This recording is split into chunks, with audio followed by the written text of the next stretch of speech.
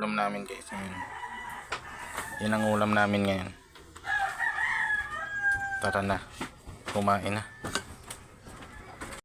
So ayun guys, kain na naman tayo. Ayan na, umagahan. Corn beef ulam namin. Tapos may sardinas. Tapos talong, okra. Abot ka ito?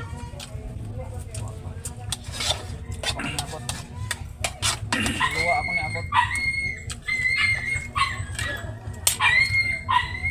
Akong kaluluwa. So ayan guys, nagkape tapos na akong kumain. Kaya hanggang dito na lang tong video na to.